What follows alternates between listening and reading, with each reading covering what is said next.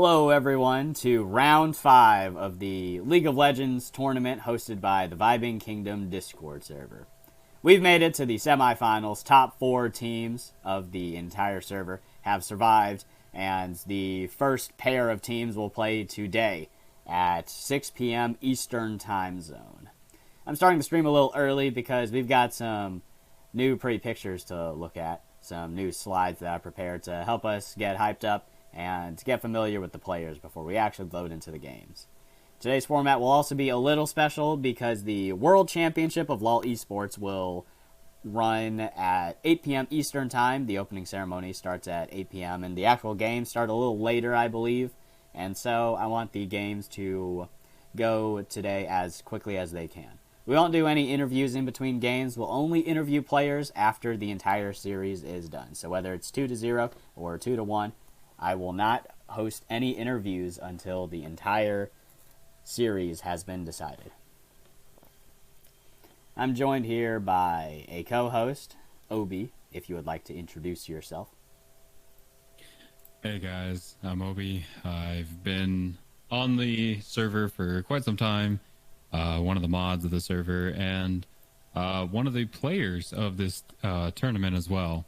Unfortunately, it got knocked out, but that's okay. I get to spend more time dedicated to making and helping a good stream. Yep. Obi here is going to help contribute to make the stream an entertaining watch for everyone. I'll try not to speak as much as usual. We have a couple extra minutes before the games actually start.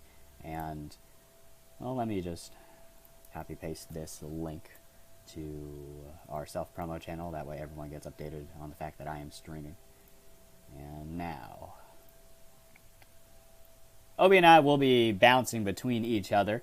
We'll try to get used to the idea of having multiple co-hosts at the same time. So we'll both be casting. I'll mainly focus on play-by-play because my perspective is the one that the entire stream will see, and Obi's perspective here will be on more long-term general facts about the game. So while he might not be able to play-by-play like I am, he will be able to cast on pretty much anything else about the games and also surmise things like what could have been done in Champ Select. What could these players have done setting up over the 1 minute leading up to the dragon, and so on.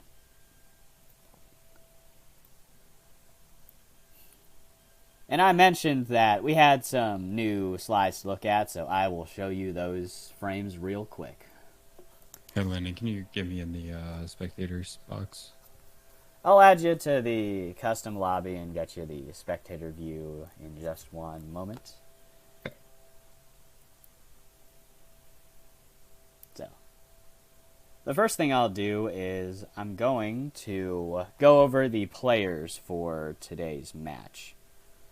One of the teams fielded today is Chimkin. I believe they won their match on the very first day of the tournament. Back in Sunday, October 23rd, it was, yes. This is the lineup we'll have. You may notice there is a slight change, but let's go from top to sub. Top lane is Sentinel Vayne. Jungle is Rainbow Kindred. Mid is Grey Mercury. Bot is Lune. And SUPP is LT Villaggio, YT. And then, our next contender, twitch.tv/francophoner. Top lane, Renegon Sus. Jungle, Bobby Milk. Mid, Orionon. Bot, Dum Dum. And SUPP, Kill Me. These 10 players will enter the Rift today, and we will watch their semifinals bout as they push forward and see which team will advance to the finals. And now, with both rosters covered, I won't go into too much detail about what the individual players will do. I'm sure if you guys have been following the series from day one or even following the series from any games you've been able to catch, the VODs are going to be uploaded on our Vibing Kingdom YouTube channel, of course. you'll have seen pretty much all these players except for one, I believe.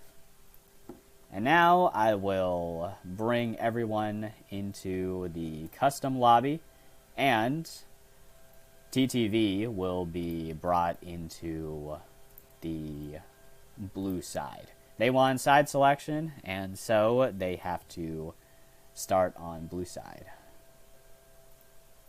So let me find every player and bring them in. Along with that, I do have a question for anyone that's watching, and you and Lyndon as well.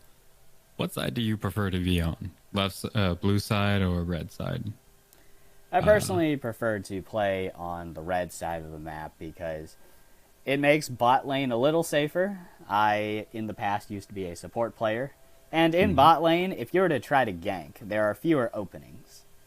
The tri-bush is on the tri-bush in bot lane is on the blue side of the map, and that is an opening that you can use to sneak up on the bot laners.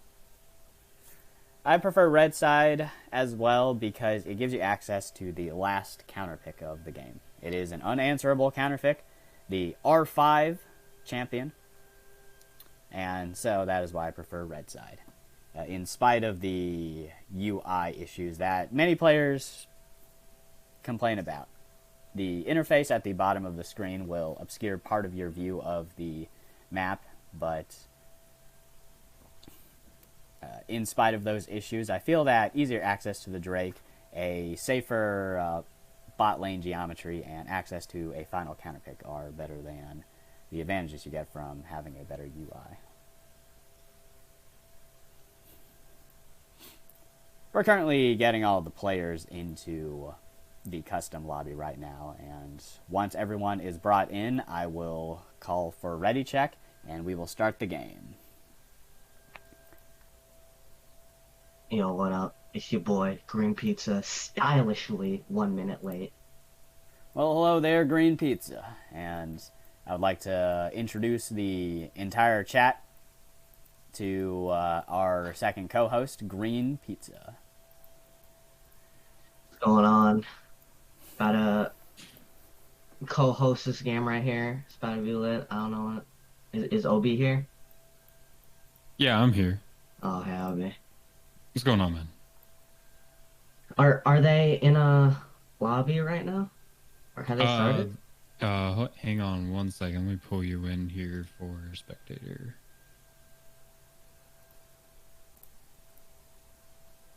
Go and hop down to spectate. There we go.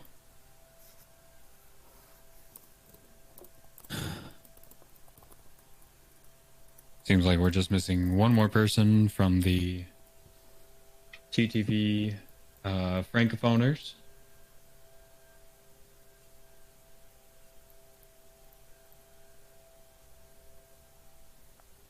I believe I may be able to add this last player into the lobby, so assuming their teammates don't bring them back in, I will simply send them an invite by typing in their name. League client is a little finicky, and one of the issues with setting up a spectator, one of the issues with setting up the client as it is. Oop.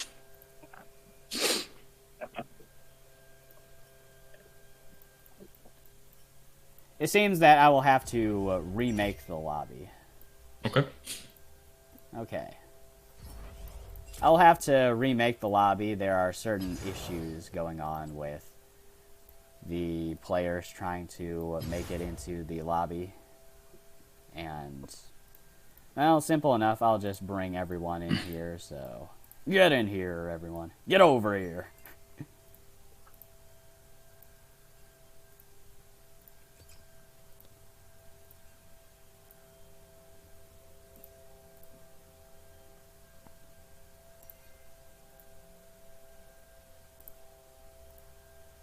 Obi, why'd you change your name? What is that? What? Why'd you change your name? What do you mean? Like your Discord name. It's still Obi. It's okay. I'll also jump Yeah, down but to spectator. okay, I got it. There we go. But now it's. Hold on, let me pop open the Google Translate right now. It's Obi in Korean, man. Oh. I hope you guys enjoy getting used to each other because we're going to be cooped up like this for the next 2 hours. And getting used to each other isn't a bad thing because we will have to play off each other's calls, and as co-hosts we need to know how to share time well. It will get a little confusing though because we're not in the same room. We're all speaking in this Discord voice channel, but I think it can work. The main concern being that I will be doing play-by-play, which is the easiest thing to do, and it's the easiest thing to do because I simply call what I see on screen, and you guys will be more preoccupied with things that take up a broader span of time. And that's simply the nature of streaming when we're all going to be in spectator client and have different cameras.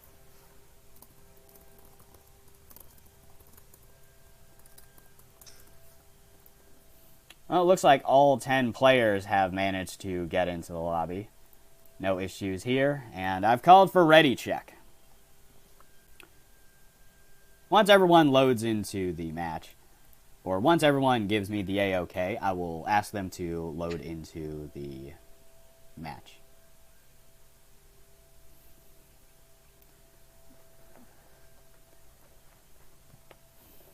Seems like one of the players is going to be going and grabbing a fish.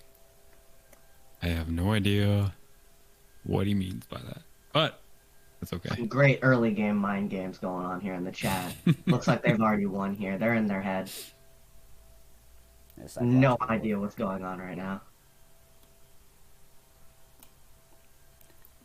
Psychological warfare, yes. Yeah. He needs to go water his fish.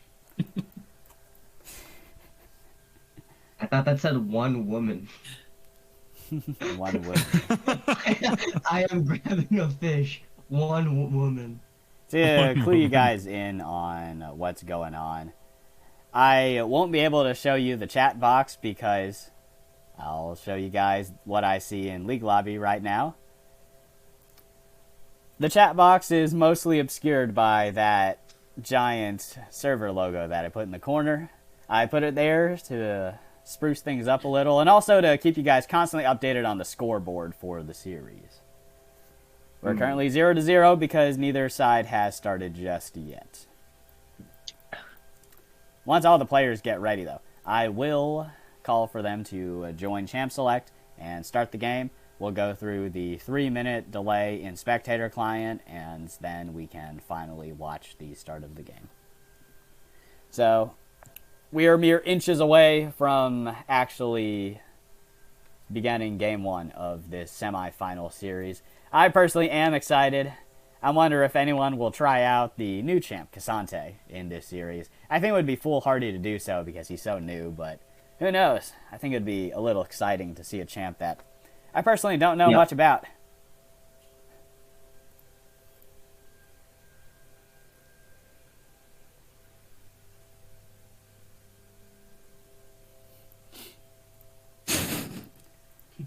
You know, when Aphelios first came out, casters struggled to actually cast what he was doing because he had many different guns, each with their own effects, and they have different interactions as well. So you may ult as Aphelios with the sniper effect, and then doing so with Calibrum will allow you to recast and snipe the opponent again. But I believe that if you switch to Gravitum, his purple slowing rooting gun, then you would be able to root the opponent with the follow-up.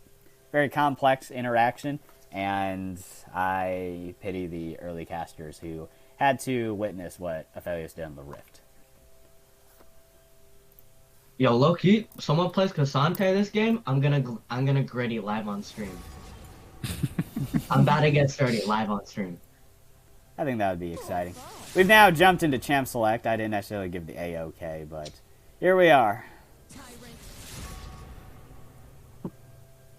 Okay. We've got our first rounds of bans, Belvethiora and Aurelia. Some target bans, I believe. I do wonder how these games are going to play out, considering we've got some diamond players on the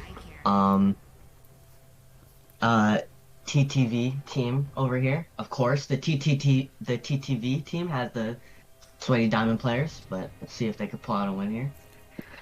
To be specific, Bobby Milk of the TTV roster is diamond elo right now. His teammates are no slouch either, and their lowest ranking players are in gold. So, I believe that is the highest average rank in the entire tournament across all 8 teams. We've already finished the first round of bans. So, Misfortune, the first champ to be locked in. A fairly safe, stable ADC champ. She struggles a little bit with dealing with tanks, but overall pretty good pick. A lot of mid lane advantage over here on the Chimkin side. I wonder which player they're specifically scared of here. Chimkin on the red side has banned 3 mid laners, yes. Aurelia is a flex pick, same with Yone, and now Caitlyn locked in for red side team Chimkin. Caitlyn, Misfortune, 2 ADCs have already been locked in. I'd also like to point out that we're witnessing the newly introduced... We're seeing the newly introduced champ select interface here. If you notice, the red side team members all have enemy 1 through 5 rather than summoner 1 through 5. It is a subtle change, and aside from using cleaner, shorter words, I should say, the use of the term enemy rather than summoner could be to distance League away from its history with the concept of summoners. In League's past lore, before it was majorly retconned, all champs were fielded on the Summoner's Rift in order to fight on behalf of nations and arbitrate their concerns. However, the Summoner's concept was scrapped. All champs were originally controlled by people who summoned them to the battlefield. And so the term summoner is an antiquated concept that has no bearing to lore anymore. And as I was talking, the first round of bans and picks have been completed, and we're on to the second round. We got a Udyr pick here. Very nice. Playing the new rework champion. CC-wise, both teams look pretty nasty, and the bot laners have a lot of gank setup.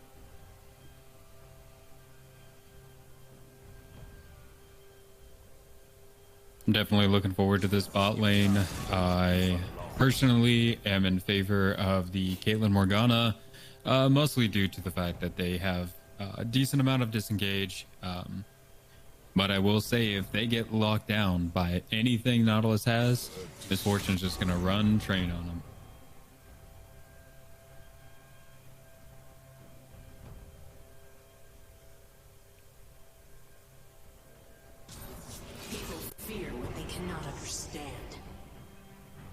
Syndra ban, always a safe ban, given her new rework and her execute, very powerful. Mordekaiser is also a very good pick. I've seen a lot of meta picks here. There are a lot of meta picks. Caitlyn, one of the strongest ADCs you'll find in pro play right now, and Mordekaiser in solo queue is a top 3 top laner, I believe, according to UGG. Olaf has been locked in. Olaf ult directly counters the Mordekaiser ult by cleansing out of the Death Realm. Mord's ult is programmed as a suppression, and so it is a form of CC that Olaf can remove.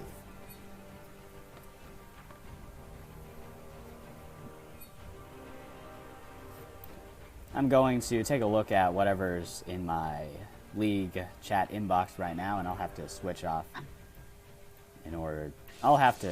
my view in order to... Ooh, Ari pick. Mm, very unique. I have not seen Ari played like at all recently. She's a very safe pick. She can definitely help her team set up for an easy gank as long as she's able to play properly.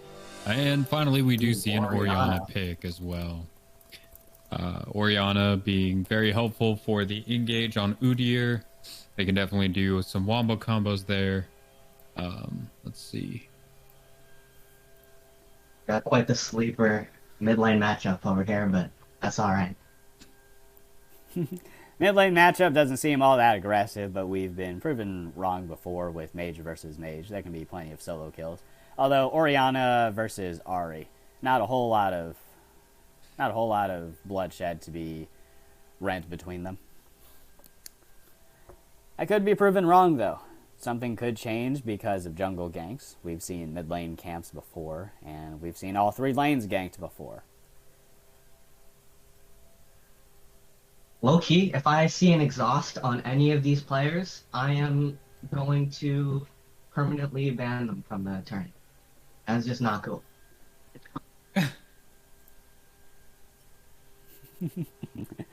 Exhaust is a pretty strong summoner spell. It has a higher skill ceiling than some of the others. And Exhaust works by slowing down the enemy champ and reducing their damage. The slow is a form of CC, while the damage reduction is not. Therefore, when you deal with certain cleanses, some cleanses will remove the slow, movement slow, but they will not reduce the damage reduction. I believe Olaf ult will remove the slow, but not the damage reduction using this line of reasoning. The damage reduction is not a form of CC. Team comp-wise here, looking like Team Chimkin. Looking like has the better comp here. Got a good amount of AP, good amount of AD as well. Actually, only Caitlyn AD. Early game might be a little tough. But they do have 2 tanks in Udyr and Mordekaiser, while the rival team only has Nautilus, so that might be a little rough. I might need to depend on Nautilus a lot in team fights, so Olaf being a bruiser.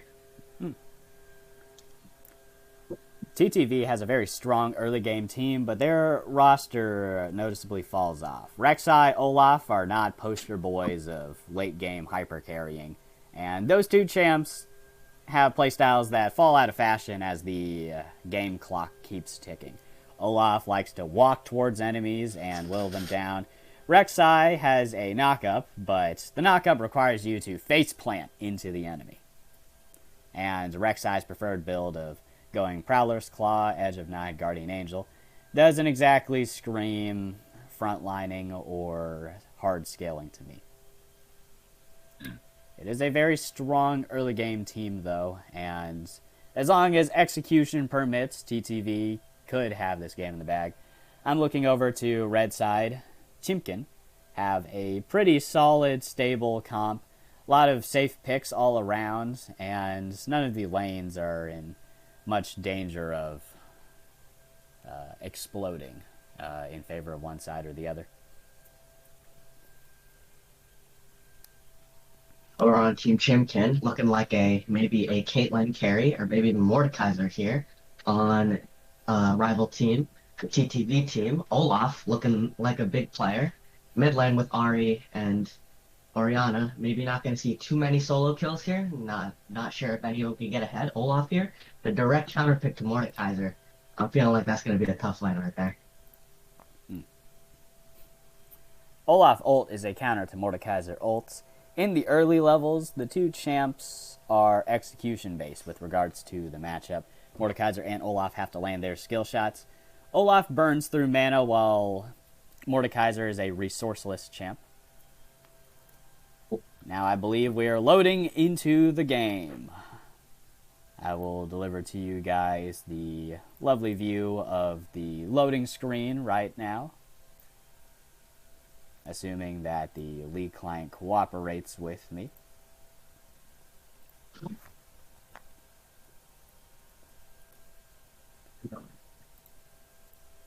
And here we are. Here's everyone's masteries, just out of curiosity for everyone. We've got plenty of mastery 7s. And in their last match, TTV's jungler By the Milk mentions that they play a handful of jungle champs.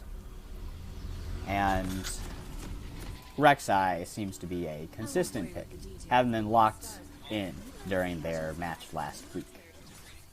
And now we've loaded into the Rift. I'll rearrange all the champs to fit the traditional order in which we are accustomed to seeing them. Some members sent to the top side here. Oh, this could be a big invade going on over here. Looks like we got Misfortune with the cleanse. Bit unusual, haven't seen that before. Then again, I don't really play bot lane. I wonder, can you cleanse exhaust? You can cleanse exhaust. Exhaust destroys all summoner spell related debuffs on you, including ignite and exhaust. Yeah, especially with we got the Caitlyn with the exhaust here, that might come in handy. We're seeing a 5-person invade into the topside jungle of Tumkin. Orianna might be in a little bit of trouble here. Orianna could be in trouble if she face checks this. She definitely sees the Orianna, sees the Nautilus. Flash hook. And the charm? Ult. Wow, a charm comes out, and blood. Grey Mercury dies, giving first blood over to the Rek'Sai of Blue Side team. As the first level 1 play we've seen this entire year, from March till now, that has led to a death. Ahri has used all of her summoner spells. Only got an assist here. Lane might be a little iffy, but so has Orianna, actually. Orianna and Ahri both lack suns. That is an important observation to make. Raygon Sus, interestingly, has filled to the support role. We see some aggression in topside, and Kill Me has, in fact, killed TLW, the renamed Sentinel Vayne player in top lane. Engage in bot side, we might see another kill. LT has to burn the flash on Morgana. He throws down the Dark Binding, but only secures a caster minion along the way. Mid lane, we're seeing some trading, or we're seeing some farming back and forth. Another engage, and LT dies in bot side. This is 3-0 start in less than 3 minutes for Blue Side team. This is a fantastic start for these guys. This is exactly what I was talking about when I was talking for engage. The engage. Oh, and just as I... Oh, never mind. Seems like they were able to get out. Nautilus engage, but survives, shrugs it off, and still retains her exhaust. Udyr sits in the bot side as well. Kindred Rainbow might look for a bot side gank. Root comes out, Hook comes out as well, and that won't be CC. It's now 2v2, melee and range, melee and range. The jungler comes down, seeing 2 moderately low health bars. And 2 champs with no flashes of their own. Dark Binding comes out. Udyr lets the Caitlyn have the kill, and there you go. The sniper gets her first kill of the game. 1-1 in kills, tied between the 2 bot laners. Now By Milk looks for the first gank of his own, looking in mid lane for the Orianna that his team had killed at level 1. If Orianna steps beyond her caster minions, she is most assuredly dead, no flash on her, and Ahri can land a charm versus a dashless immobile champ. Mordekaiser looks like he's in trouble. Olaf gets him really low, and there he is. Olaf slaps him with some true damage, an axe, and 2 axes in his hands, getting his second kill of the game. Looks like we got Rek'Sai here opting for a more farming setup. Kind of surprising, giving his early kill lead. And again, there's not many lanes to gank here, giving mid lane safe champions in Ahri and Orianna.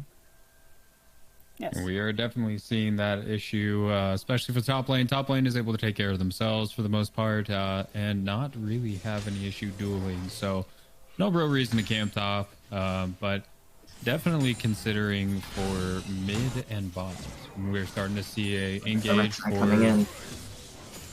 Rek'Sai has For the detected mid the enemy jungler at their raptors using her Orianna still Tremor flashless. Sense, and now Grey Mercury gets engaged on again and finally chomped for tons of damage by that Rek'Sai.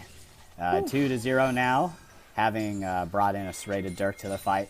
Ping's coming out from the bot side on blue side to wage an engage. Nautilus Hook barely misses.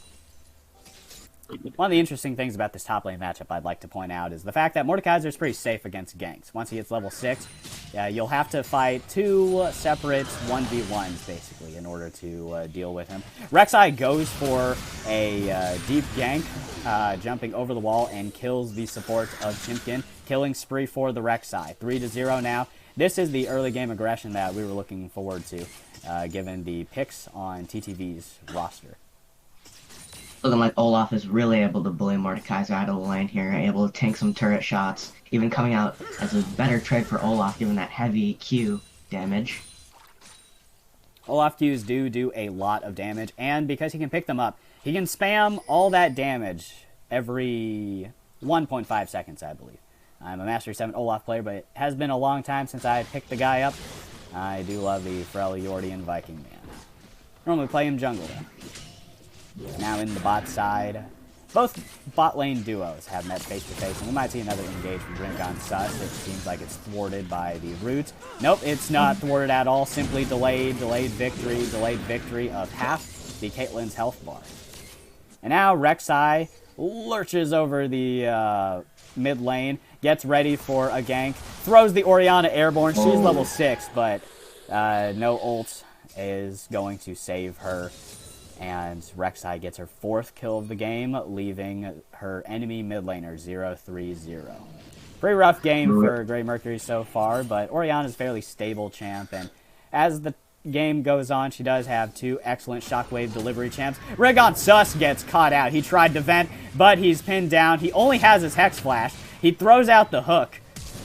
Maybe I was wrong with just having the Hex Flash. Kindred Rainbow gets killed. Root goes onto the Nautilus, but he still survives. And Bobby Milk claims the Scuttle as a reward. Morgana's still in the area, ready to take this Scuttle Crab, but Rek'Sai was patient and waited to bite that Scuttle and get the last hit. You're really seeing that oppressive early game here by Rek'Sai and Olaf, even having 5 kills by 7 minutes, even ahead on farm as well. This is a considerable lead. And with this lead, Rek'Sai has purchased the first mythic item of the entire map, Prowler's Claw. Some trading go along between the 2 mid laners, mainly one-sided on the side of Orion on the Ahri. Orion on the Ahri, I should say. Now, Mordekaiser is struggling up here in topside, down 2 kills and down 20 CS. Oop! Kill in mid lane. Orion has slain Grey Mercury. I will pull back the footage, and so you guys might be inclined to do so as well. Just hit backspace and you'll be 15 seconds behind. Orion goes for a pretty clean kill under turret, and with the charges on Ahri's ult, he still has time to escape. Potential fighting in both top and bot lane. Mordekaiser is struggling, and the summoner spell choice of Ignite over something else like Teleport or maybe even a Ghost seems pretty costly for TLW from the top side. Hook comes out but manages to slam into a minion. Nautilus's Hook has a pretty big hitbox. And to explain the Nautilus Hook hitbox, it's a popular misconception that that hook lollipops at the end. Lollipopping is the phenomenon of a skill shot becoming thicker at the very end of its range. But Nautilus's Hook does not exhibit that. It simply has 3 separate hitboxes based on what target it is hitting. It has 1 for minions, 1 for terrain, and 1 for champions. Hex Flash coming in, but it's in broad daylight. Ringon Sus is about to be shockwaved back into the turret, and he feeds a kill into the Orianna. Lovely machine to machine gold giving here. And Olaf tries to tower dive, tries to get the turret kill, but shut down. Goes over to TLW, assisted by the Udyr, recently reworked. Very big shutdown to Mordekaiser. As the red side team gets this play in the top side, exposing their jungler, blue side secures the Mountain Drake I believe, totally uncontestable at this point in the game.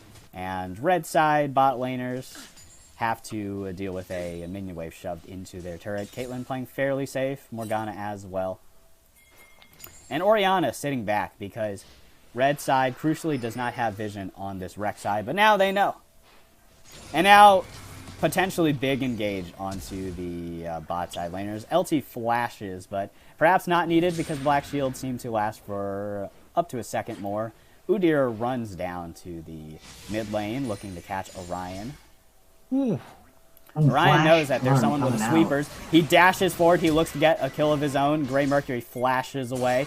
Orion has his own flash, and so he's in no danger of dying. Morgana runs over. Rek'Sai runs over. It's a party of purple in the mid lane. Flash comes out, and Orion gets another kill onto the Orianna. Now 1-5-0. Rek'Sai gets her 6th kill of the game, catching out the roaming Morgana on her rotation. And this leaves Caitlyn with no duo partner. Udyr with no way to cover the mid lane, melee versus a ranged. And it leaves Mordekaiser with no way to chase down the Olaf that's causing lots of troubles. Olaf burns just 3 buttons there and kills the Udyr. Ooh, in the bot side. I'm going to rewind again, hit backspace for minus 15 seconds. Caitlyn looks like she will be tower dove here. Nautilus burns the ult. It's pretty clean CC chain, and Dum Dum gets the kill onto Caitlyn, who has both sums up. Morgana comes down, and bot side for TTV might just look to push this wave again before resetting. I'm going to look at the individual gold leads now. And we do see a gold lead for every member of TTV. Kills are 13-3, and the individual gold totals also tell the same story. Over 2k for Olaf, over 2k for Rek'Sai, 1k for Ahri, and 1k for Misfortune. It's only 11 minutes into the game as well, and there's a 700 gold difference between the two teams in favor of TTV. Looks like Rek'Sai will try to expand the gold lead yet again, hunting down the Orianna that she has killed a number of times already, and that Orion has dispatched on his own as well. Oops. Rek'Sai comes in, Prowlers knocks up, lands in synchrony with the charm, and Bidemilk gets another kill for himself. Massively snowballing laner, or massively snowballing jungler. Caitlyn is left to her lonesome. She gets hooked. Udyr walks away, realizing there's vision inside that bush. And a lot of hesitation from red side right now on what to do. With the red side mid laner dead, blue side have control over this entire quadrant of the jungle. It's 4v2 in favor of TTV, and it's pretty dangerous for both Caitlyn and Udyr to stick around. Ahri lands the charm despite the Caitlyn E to dash away.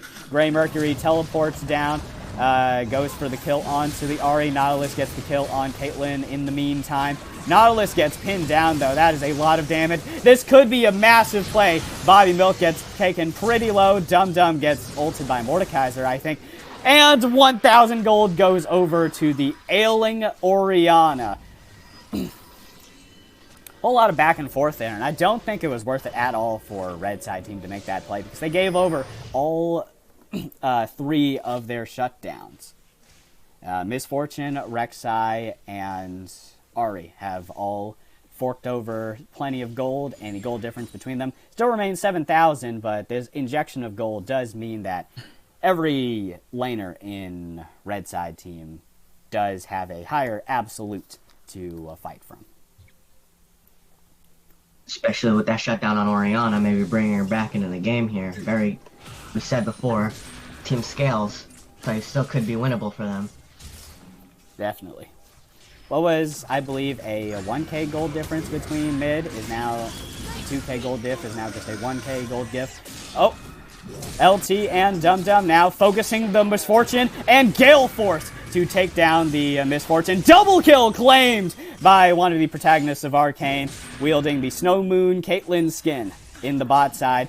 Orianna gets chased by a now ghosting Olaf, who has activated the Ragnarok. He's ready for the end of the world. He's fighting 1v2. He takes down one. The shockwave doesn't hit anyone. And he takes down another. Just one more axe, one more flash. Double kill for the Olaf. Kill Me has killed 2. And that is 2 kills. Claims no contest for the blue side top laner.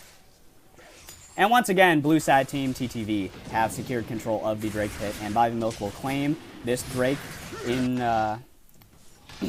response to the successive win after win after win that blue side has claimed. Morgana defends mid lane turret. Mordekaiser sieges the top lane turret. If Mord goes for this fight, he could be pinned under turret for too long and die to the support Nautilus. Orion might get flanked here. Currently pincered. Morgana misses the Dark Binding. Ari misses her Charm as well.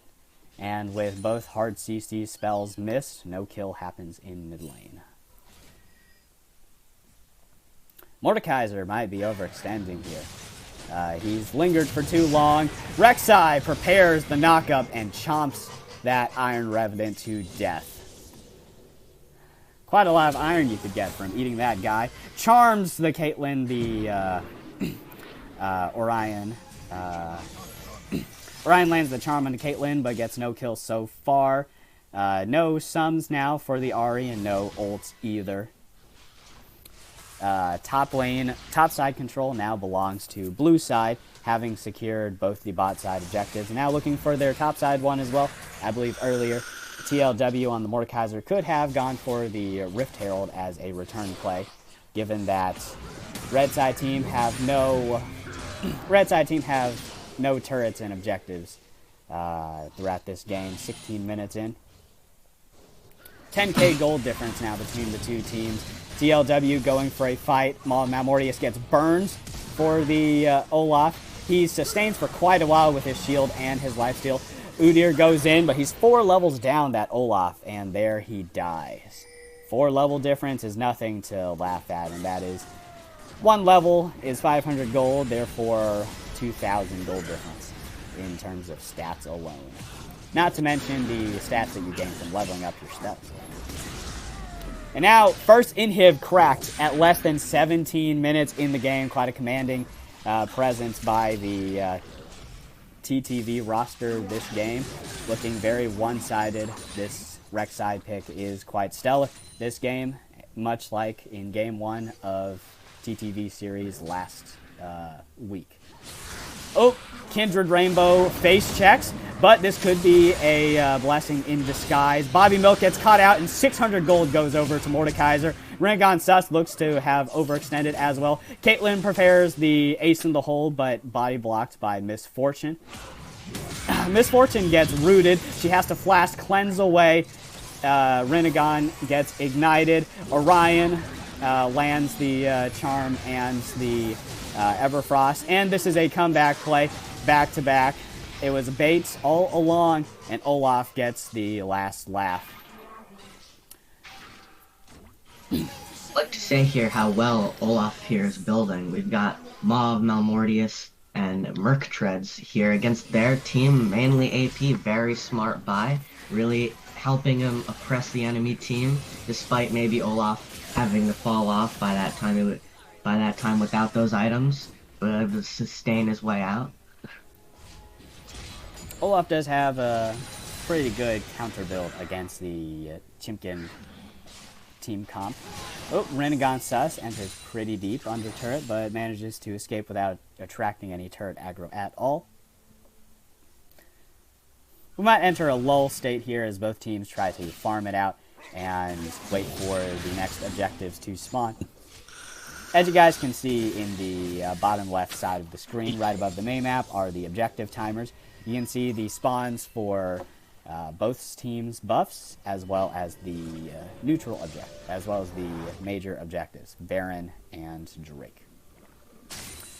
And so, Chimkin currently stand at a pretty tough position in the game, and here they are. The game gets even tougher. Ace in the Hole comes out, and Oriana gets the 1,000 gold shutdown. Second time in the game that she's picked up 1,000 big ones for her roster. So the situation for Chimkin is pretty dire, 30-11 in kills. How do you guys think they could come back into this game?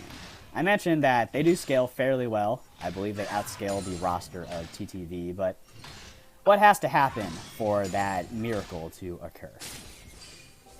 Well, it's really coming down to the hands of Oriana here, able to get 2 very big shutdowns, one early game and one just now from the Olaf. 1,000 gold, a lot of money here.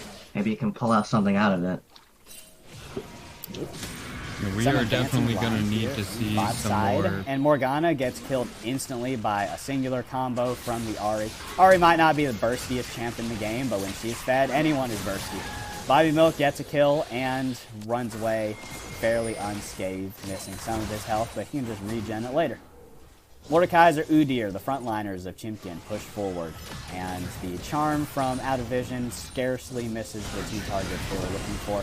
Mordekaiser gets caught in the middle of 5 players, ults the Rek'Sai, but it looks like he'll just be the one to die once he exits his death realm. Misfortune ult manages to land every single wave onto the 2 laners, and there it is, 2 more kills going the way of blue side. This is looking pretty rough for the Chimkin roster here, and they might just dive the Morgana straight up. Black Shield be damned. And there it is. Bobby Milk gets the kill onto Morgana. Not much of a surprise there. Caitlyn, Oriana, the only ones left. Oriana Shockwave animation in the middle of playing, but no luck there. Kill Me might get kited and killed by him on his own. And there it is. One shutdown going over to the Caitlyn. But this might be the siege that ends the entire game. Actually, no. Blue side decides to roam over to the Dragon Pit. And red side is forced to defend 2 smashed inhibs in their base. The 2 inhibs come from the 2 struggling lanes that they've had this entire game. Oop. A little weird there. I believe I just popped out of the spectator client, but now I'm back in. If you guys are watching the stream on Twitch, then please let me know if there are any issues with the stream's quality. I believe spectator client right now is looking a little jittery, and I'll try to see if I can fix this. We're entering a lull state, I believe, as blue side has all respawned, and let me figure this out.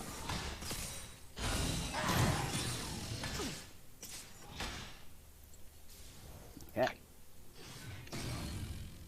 Now we're talking about how this game may be winnable for either side, you know? Maybe comes a point when it's 41-12, maybe it's a little bit one-sided here, but they were really very one-sided. Kindred Rainbow falls again. Game. This time is KDA going in the negatives. Hook goes over to the Oriana. Oriana still has the shockwave ready. Does not burn it though. And she dies with her ult still up. Monster team fighting from the blue side. And there it is. It looks like TTV will get the first series. Will get the first set of this series. They're going for a third and final inhib, maybe. They're prolonging what seems to be a foregone conclusion. 15k gold difference between them. And TTV look to prolong the game a little more. One inhib has already respawned, though, so if they are looking to kill the Nexus of Chimkin, as is the way that you play League of Legends, they'll have to smash both inhibs. I believe this mid inhib will respawn soon. 5-man shove from TTV. The blue side team members are rushing down bot lane.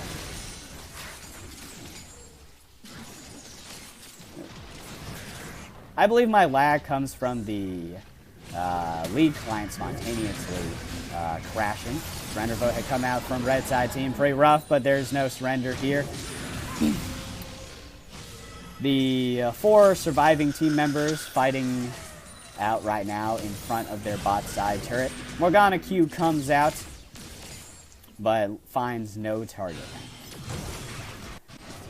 Oh, the AP champs from red side duking it out, the 1-2 front line. Morgana doesn't have a Zanya's, though, and that ult is for naught. No stuns. TLW, Kindred Rainbow fighting out in the front lines while Caitlyn dies in the back lines. And there are no lines anymore, no circles anymore.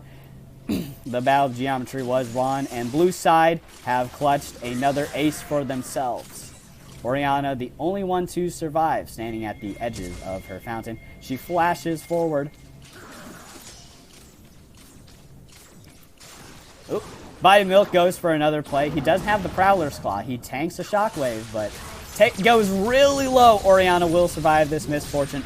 Olaf wails against the Nexus, looking to get the first set of the series in his team's control. And there you have it. TTV 1-0 in this series. Congratulations, players. And with the Nexus exploding, we'll be moving on to Game 2 very soon now. I will not be conducting any interviews. I will not be conducting any interviews of the players in between games. Instead, I'll just do one big interview at the very end. So just give us a moment to take a break and collect all the players in a custom lobby. And I will start up the game immediately once we get everyone through ready check. So I'll create the lobby. Everyone will have to alternate sides now.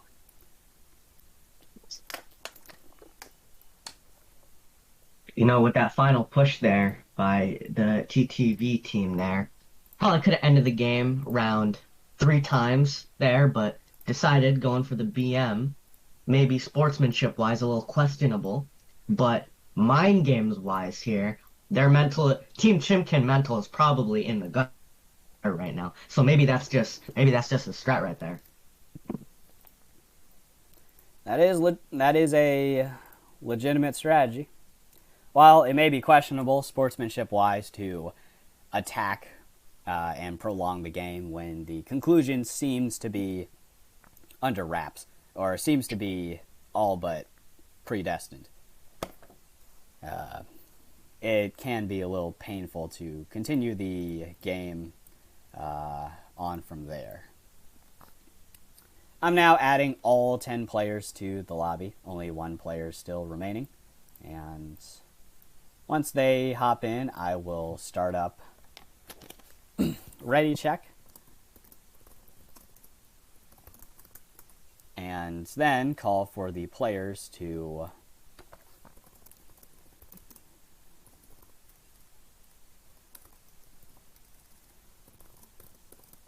I'll let the players have a little break in case they need to go to the bathroom, stretch, or have a mental reset. And once ready check is over, I will start up the game.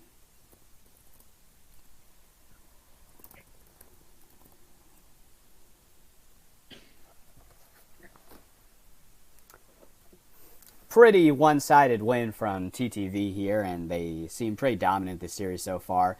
Up 1-0, and with that record, it is pretty safe to say that they have the lead in this series.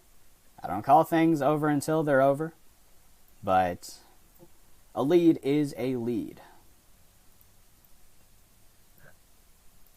As we saw from last game, maybe the ranking gap is a bit too high here, but maybe given they are playing their champions that are most comfortable here, maybe Team Chimkin's going to opt for a more defensive, counter-picky type of gameplay here, type of team comp. That is possible. Maybe it'll work out for them.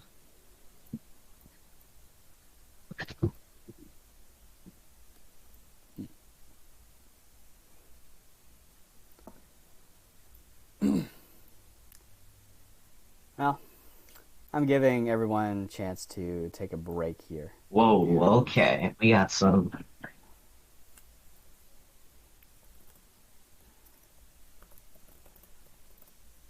stuff going on in the chat here.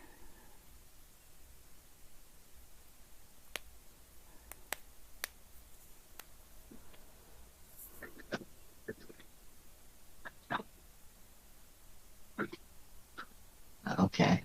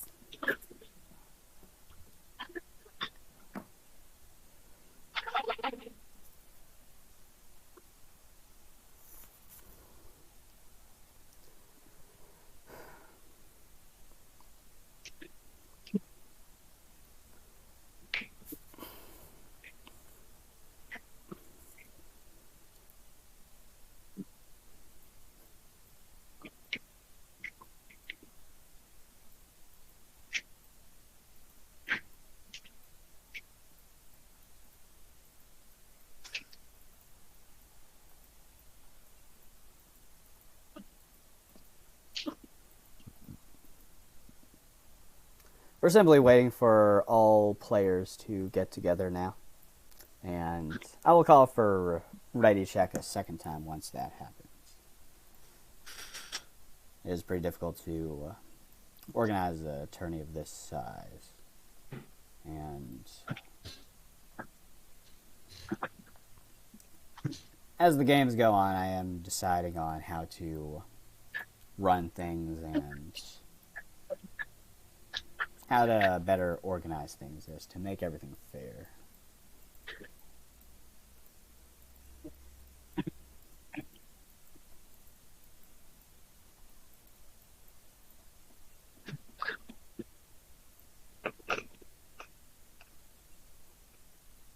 Okay. Now calling for ready check. And we're in the games.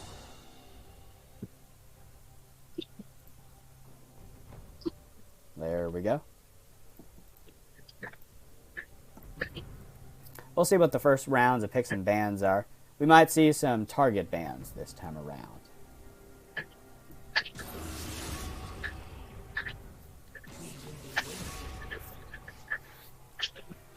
Rek'Sai ban immediately comes out, which very clearly targets the performance by Bobby Milk on the Void Jungler there. And speaking of Void Junglers, we've banned a total of 3 this champ select. You overstep.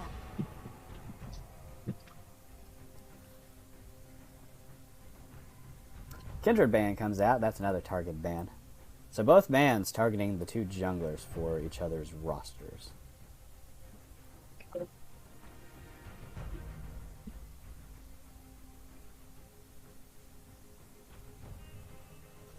Tyrant. Full foam.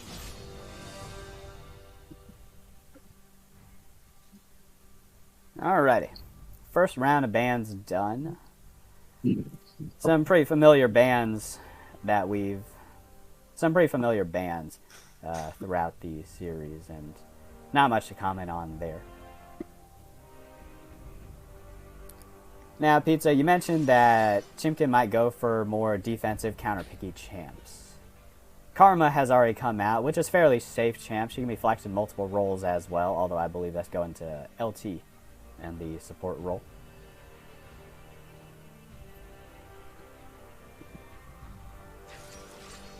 Aphelios. Very interesting pick.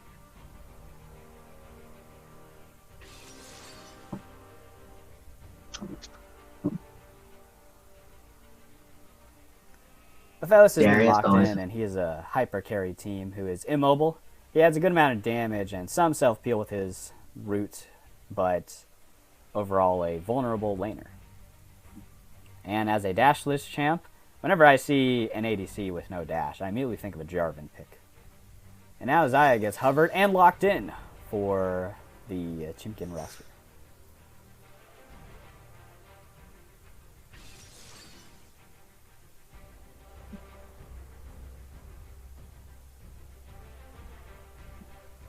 Darius always a good pick here. Very good champion in this season. Really able to bring out that damage and be super tanky with the movement speed.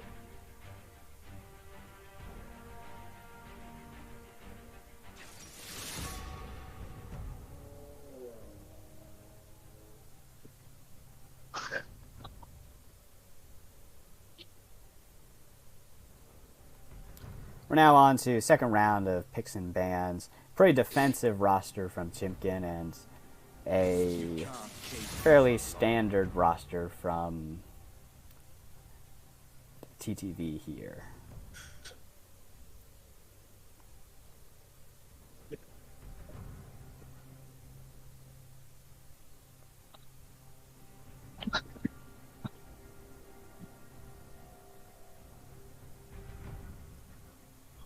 See if I care. Vex gets banned. Silas gets banned. Silas is an interesting ban. Currently, the laners for Currently, the laners for red side don't have particularly interesting ults for Sylas to nab.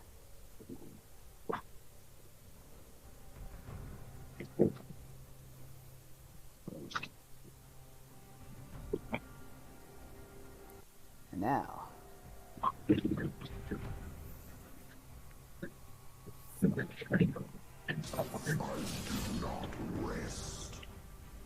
Final ban coming out as Hecarim. Very interesting.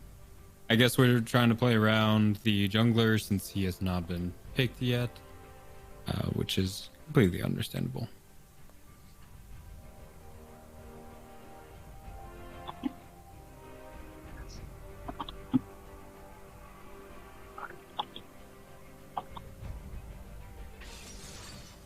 Ooh, the fiddle pick.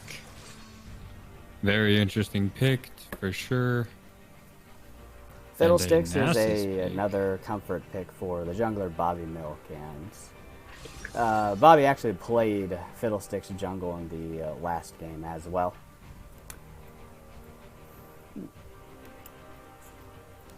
You see here on Team Chimkin, got some very safe picks here. Nasus really just wants to hang back and farm. Karma able to get out of virtually any situation. Zaya with the really good ult for the escape and a nice root. Sejuani awfully tanky with a dash and an ult for CC. Looks like we're really looking in that defensive picks here. A lot of defensive picks. Very safe team all around. And I'm being told some crucial stuff from a player, so Obi, would you like to enter 5-person lobby A to speak with some of those players? They've got something important to say. And just tell them that they're on behalf of me. Of course. Yeah. Okay. Fairly defensive team versus fairly AoE heavy team. That's a lot of wombo combo. I'm sure we all know what Fiddlesticks ult can do. I'm sure we all know what Galio ult can do. Personally, really scared for this top lane matchup. Looks like it's a Nasus against the Darius. Not a very good matchup here for Nasus. Darius very oppressive early game, mid game, basically all game. Darius being a super strong champion, especially able to capitalize Nasus's weak early game, just wanting to sit back and farm, maybe not going to be able to get too much. Yep. Nasus will struggle in the early game, and in the mid game, he should be able to go at least even with Darius, assuming that the great Noxian leader does not get a lead early on, which by itself is pretty likely. Darius will have some issues going up against the roster of Chimkin, though, given that he's fairly immobile. Even if he were to build Stridebreaker, there are a lot of peel tools on the side of blue side team in order to get rid of him. But actually, champs are never viewed in a vacuum, though, and where you see a Darius, you could see a Galio flying in with his hero's entrance. Actually, unless we see a Karma top here, maybe, just maybe, this would be a better matchup in the top lane. Karma really able to capitalize on Darius's very predictable Q hitbox here, able to really run out of it, which is a very essential part of Darius's kit.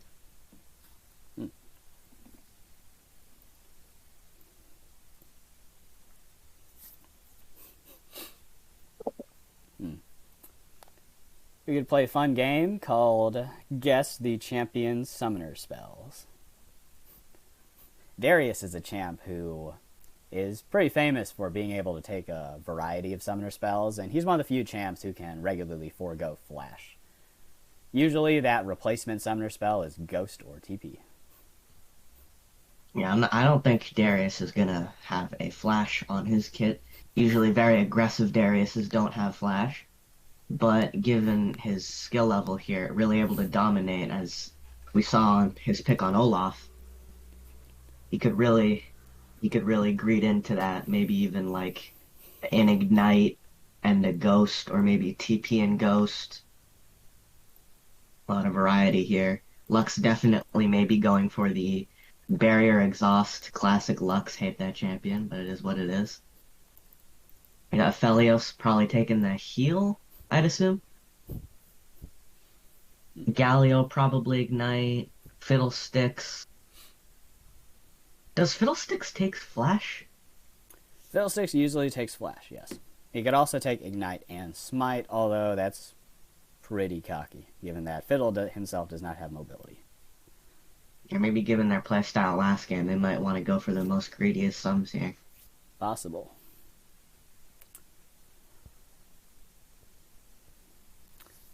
Now spectator delays caught up with the start of the game. We'll be loading onto the Rift in just a bit. Blue side, red side have alternated this game, and so don't be confused by the nameplates. The champs and people have switched roles, have switched sides of the map. And now let's bring us into the end game. You guys see right now a black screen? Well, that's exactly what I see as well. The League client has not yet pulled up the spectator client. Well, there it is. Here's everyone's masteries. A lot of high masteries on side Chimkin. A lot of them on the side of TTV as well. Oop.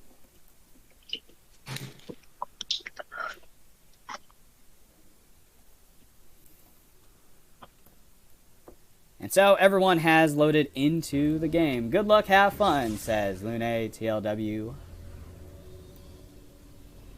Now let me rearrange the champs into the formations that we're most used to seeing. And there we go. Looks like we have the Nass. I just realized they got a Nasus Renekton. Very flavorful in the lore here. Out of these skins, what do you think your guys' favorite?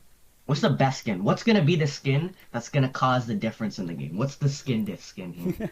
What is the skin diff? Well, Kindred Rainbow is piloting the... actually, TLW is piloting the Hextech Sejuani, which is my personal favorite skin for that champion. Aphelios is rocking the default skin, which, granted, Riot skins have been pretty...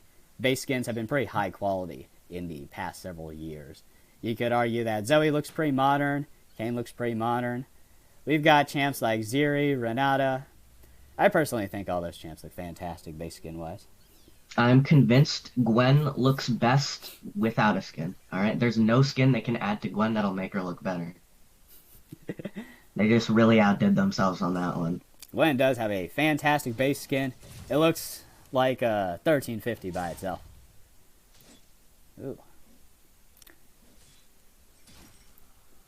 For me personally, I've enjoyed playing Gwen, and I think that if Riot just gives her a little bit more of a...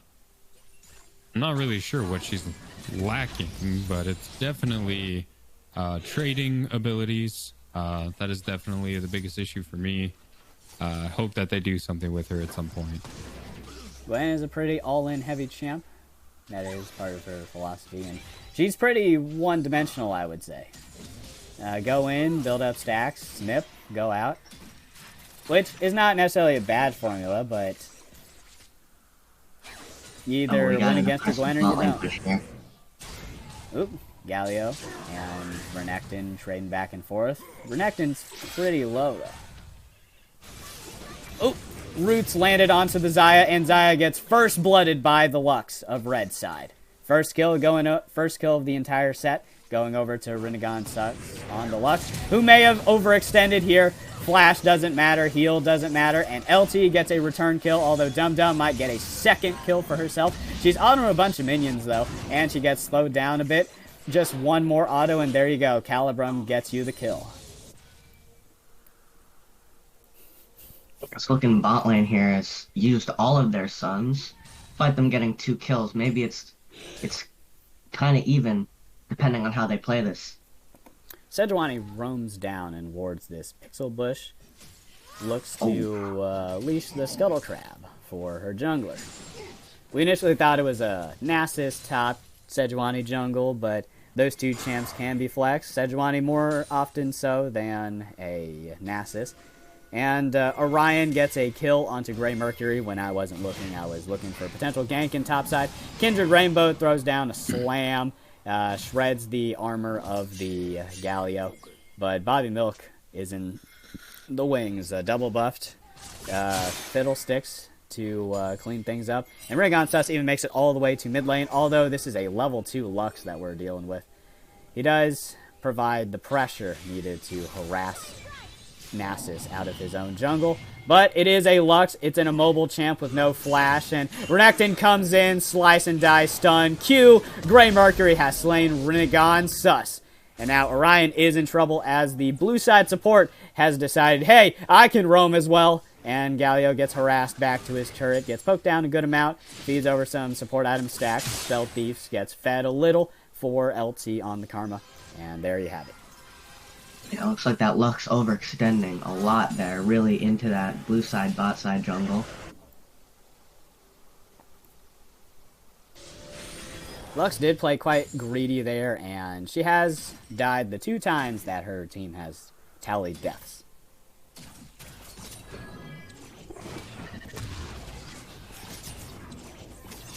We might see some more action in the bot side, potentially Xayah Karma poke, or potentially a Lux engage with a Q. Lux misses the Q and takes some damage of her own. She's fairly low max health, 700 health, double root coming from the Aphelios, not the Lux of all people.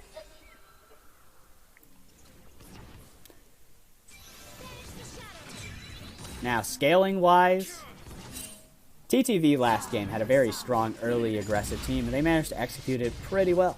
No one can argue 15k gold lead at 20 minutes being a bad thing. This time, both teams have a slower team comp and look to scale.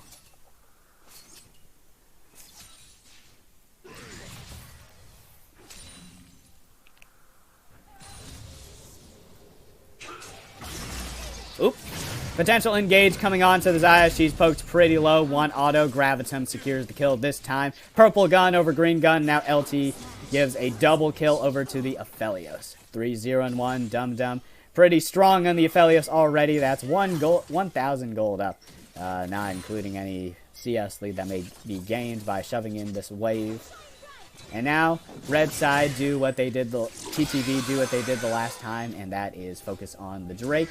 Orion, a little extended here, but not too much. Renekton looks for an engage.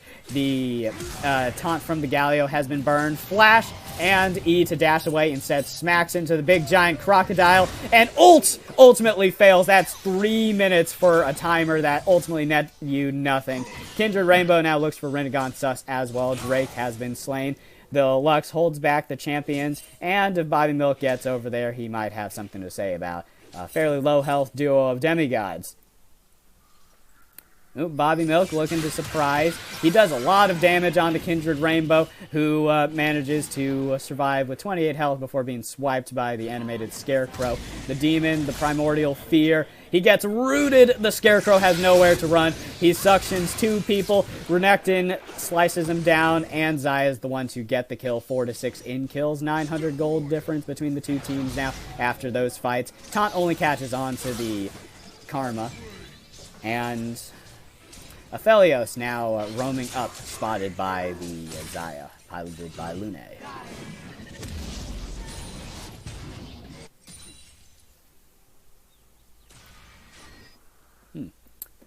This game, things are looking a lot brighter for Team Chimkin, so if you guys had to wager which lane of Team Chimkin would be the first to get a lead, would you predict it was the Renekton mid lane? Definitely not. I think that the Renekton mid lane is oh, dive! TLW kills kill me. He ignites and flashes, charges Bristle into the Darius, but ultimately gives over his life as well. However, I'd be fine with that trade personally, given that the wave is going to very slightly shove towards blue side team's turret, and Sejuani is 14 CS up, which is worth a kill's worth of gold. And this Sejuani, this big piggy rider, is only going to get tankier and tankier. Rinnegan Sus playing a little carelessly here and gets poked down to half health. Root lands onto the Aphelios. Root lands onto the Xayah. Both ADCs burn their ults at the exact same time. Kindred Rainbow comes in looking to get some kills. He's level 6. He hasn't burned the ult just yet. Fury of the Sands has come out already, but it might be too little too late. Kindred Rainbow gives the Aphelios another kill, and that marksman 4-0-1 in the bot side, making it quite rough for Xayah Karma to get back into the game.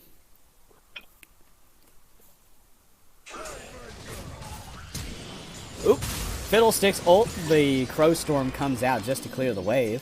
Fiddlesticks, he's assembled over pieces of junk found in the Demacian outskirts, and I guess those minions were Demacians. They are fighting Galio, though, so I'd be confused on what traitor faction we're dealing with. Darius goes up for a ghost, but it looks like he won't get anything at all. Sejuani just presses Q, and that's it. Now Renekton shoves in mid lane. Ping's coming out. Where are these bot laners in from red side? Well, they're definitely not top side, or maybe they'll roam up here for the Rift Herald secure. Darius in the wings, Fiddlesticks, Galio also having a pincer position of this topside river. Now we might see... Nope, Sejuani just heads back to her lane, Renekton back to his. So I'd like to ask you two co-hosters a question. At level 1, do you guys save your ward, or do you place it down? Well, it depends on, honestly, their team. If I see that they're potentially a invade team, level 1, then I definitely go ahead and use my ward offensively to make sure that we can ensure that we're not getting pinched or anything like that. Oop, we're seeing a gank here. Orion again fails the E to dash away, smacking into the Crocodile instead. And Renekton gets a third kill this game. It looks like he's going for a pretty aggressive build. Vampiric Scepter plus Pickaxe. That's a lot of AD onto a big angry reptile. It would be taxonomically incorrect to call Renekton a lizard, though, as crocodiles are not lizards. Lizard isn't even a family of... it isn't even a group of members who are all related to each other. Anything with 4 limbs is apparently a lizard. That's some biology facts for you. I do love to inject that every now and then. And, well, Renekton being a crocodile does mean that he comes from a lineage that survived the extinction of the dinosaurs. So, watch out any Jurassic Cho'Gath players. That Renekton is a mean one. Well, we see some slow play here. And gold difference between the two teams at 500 gold. Fairly negligible. Individual gold differences tell a more complete story. Top side in favor of the Sejuani. Jungle slightly in favor of the Fiddlesticks. Big engage coming in. A lot of CC laying out. Crow Storm, Everfrost, and now shut down from the Renekton goes over to the Fiddlesticks. 2-1-0 now. Nasus gets spotted by a ward in his way to roam to bot side. And speaking of roams to bot side, Bobby Milk, Orionon, looking to make their way to the bot lane. Sejuani can't be slowed, so when she gets fear, she runs away fairly quickly at an even pace. Her board doesn't know fear, but it does respect, and it does run away. Fiddlesticks. Oh, Galio gets extremely low. Lux is fairly low as well. Lune has slain Orionon. The Xayah has picked up her second kill this game. LT finds the rival support player that killed him several times last game. By Milk has to burn the stopwatch, but it seems that he will be burning this game. Oh, never mind. I spoke too soon. Kindred Rainbow just barely unable to get the Fiddlesticks, who manages to steal the life force of the blue side team's champions. Now Dum Dum ready to secure a kill onto LT, and Dum Dum on a killing spree once again. 7-0-1. That is enough to bump her to the highest gold bounty this game. If that Aphelios were in GTA, she'd be ranked with 5 stars. The whole military would be sent her way. SWAT teams, local police, and U.S. Armed Forces all on their way to gank that Aphelios. Yeah, we'll send Obi after him. Yes, we will send Obi here, who is a serviceman in the Marine Corps.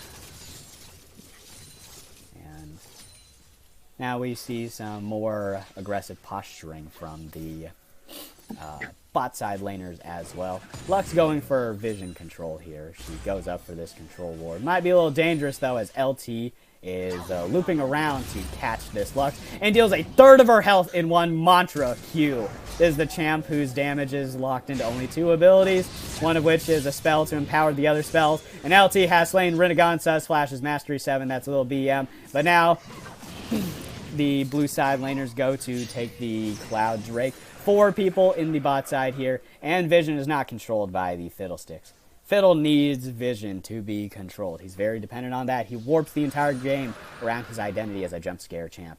And he needs to not be seen in order to play peekaboo with the blue side laners.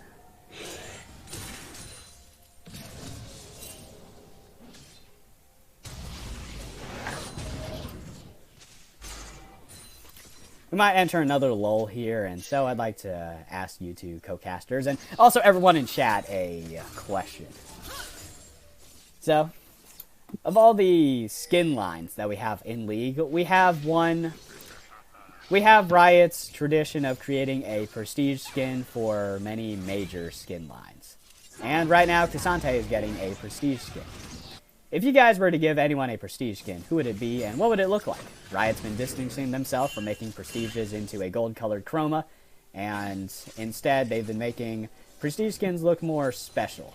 We've seen this with Echo and Syndra and Janna, and we're seeing this with Cassante as well. And so, if you guys were to see a prestige, what would it be? Well, it definitely wouldn't be the champion that literally just came out. That's for dang sure. But maybe someone people actually have played. There's someone who is more deserving. Maybe someone like Darius has been out for a while, hasn't gotten a prestige yet. I think that'd be pretty cool. Definitely don't want it to be the new skin line. Alright, that Darius skin, for lack of a better term, that Darius skin does sucks. fall to TLW, but Milk claims the kill 3-1-3 on the Scarecrow, who has gained kills by picking off low health champions. Not so much with the ult. We did see the 1 kill onto Renekton in mid lane, but mostly those 3 kills obtained by the Fiddlesticks are gained by cleaning up the last scraps of their team's adventures. Still, Sejuani remains ahead of the Darius, and it will likely be like this for the rest of the game. Sejuani will keep on stacking those resists, and Sejuani passive, for those who don't know, gives her bonus resistances, which scale based off the resistances she buys. And so she becomes extremely tanky, as long as she has not entered combat in the last several seconds.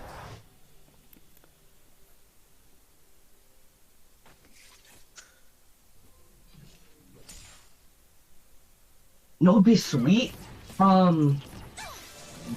Prestige Dunk Master Darius. I think that would be Like pretty that. sick. The OG Dunk Master himself, speaking of dunks, Dum just dunks onto the, dunks onto the Renekton.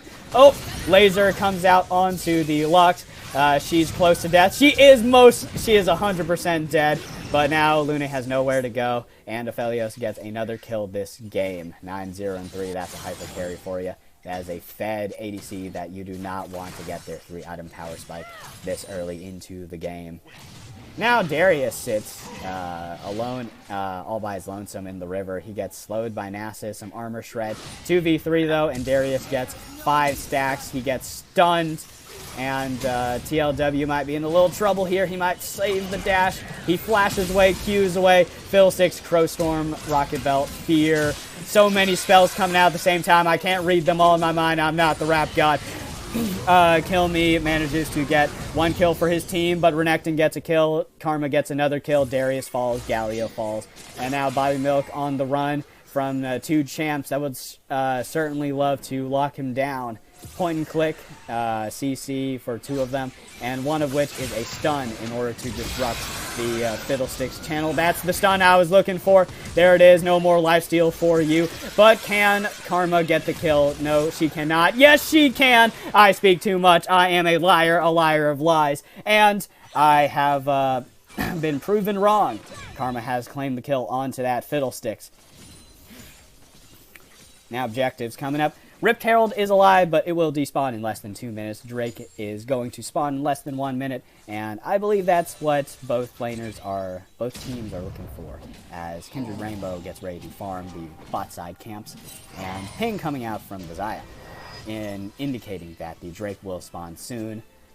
Dum Dum, Renegon Sus, just Dum Dum this time, it seems, going for a reset in order to get back gold, or in order to spend her gold and buy the Collector.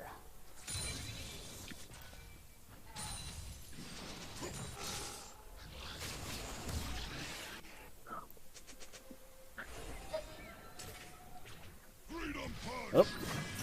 Galio dashes away, burns his Everfrost, which means it won't be available for another several seconds. Galio ults away, and so that's a crucial ult taken out from the Galio who got caught out in the bot side. He may have survived an encounter by walking away, but maybe not given the CC of Nasus Karma. And now blue side control the bot lane yet again. Laser comes out from Renegon Sus, but that comes a little prematurely. Drake hadn't even started yet, and this seems like the go signal in order to fight. Renekton gets engaged on by the Crow Storm of Bobby Milk's Fiddlesticks. Karma roams over, Drake being done, and this will be totally uncontestable. Objective bounty claim, some a comeback mechanic introduced earlier this season. Oop! Renegon Sus is picked off, 6 deaths onto the Lux. Orion unable to leave. He might not want to leave, though, given how low Grey Mercury is on Renekton. Rift Herald shoves really hard in topside, though, and that is the topside inhib turret ready to fall. Blue side turret destroyed. Aphelios' face pops up, but he's just the poster boy, while Darius did all the work.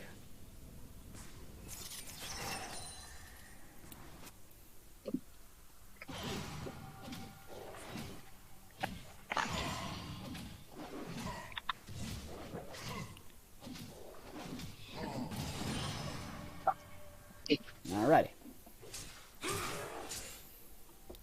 Looking at Chimkin, they are gradually scaling, and looking at TTV, they have scaled plenty enough.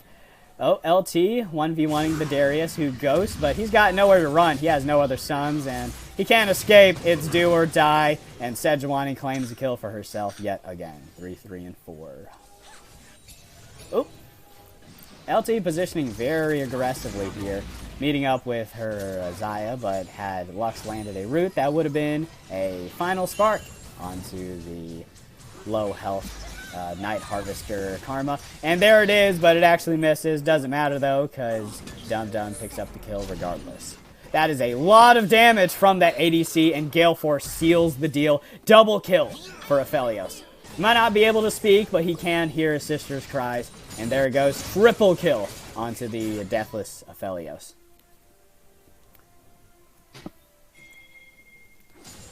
So looking around the map, what all do you guys expect in the next 3 minutes? I see 4 members of Red Side team running over to the Baron pit.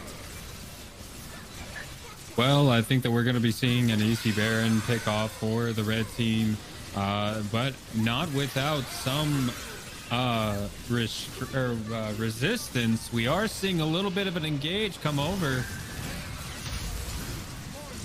Oh, TLW, too deep in the pit. He can't have the follow-up that he desperately needs. Renegon Sus flashes over the wall, and that's 3 deaths. And that's 3 deaths. 3 fallen members on Chimkin's side as they try to contest the Baron, and Baron gets taken anyways, and all 5 members of that team are taking, have acquired the Baron buff. As a fun fact, in leagues past, Baron buff didn't always buff your minions. It used to give you gold and extra offensive stats, but it was a little harder to siege with Baron back then than now. Oh, Lune goes for a quick engage, and there it is, Renegon Sus playing quite quick and fast here. While this is an easy pickoff, this isn't very good for the overall team. That ult is very important for a disengage from the ADCs. Are seeing a little bit of a scuffle going on here in bot lane with the Karma going on for the Darius. Darius doesn't get the ult reset, but he does kill the Karma with the Hemorrhage. And he does get a second kill onto the Nasus, who has been struggling this game. Now TTV siege the bot side and are ready to push mid and top as well, having managed their ways pretty well. Oh, big engage coming on, big counter engage even from Bobby Milk. And just like I said, that ult for the AD carry is very important. It is the only disengage that they have possible against this team that's very oppressive. Ready to play the spooky games. It is a powerfully oppressive team. They have Galio to attempt some dives. They have Fiddlesticks to blink into the team. And T-pose while he suctions them with his W. Close to 13k gold difference between the two teams now. And Drake will spawn in just over 30 seconds. Things looking rough. Renekton, pretty strong, but Prowler's Claw, Blade of the Rune King doesn't exactly scale. It is very bursty, though, and if Renekton were to get his hands on top of that Aphelios, no flash this game, or no cleanse this game, then Aphelios is as good as dead. The problem is getting back to that back line. We do have the Galio coming on with stun and knockups, along with a easy support to easily suppress their...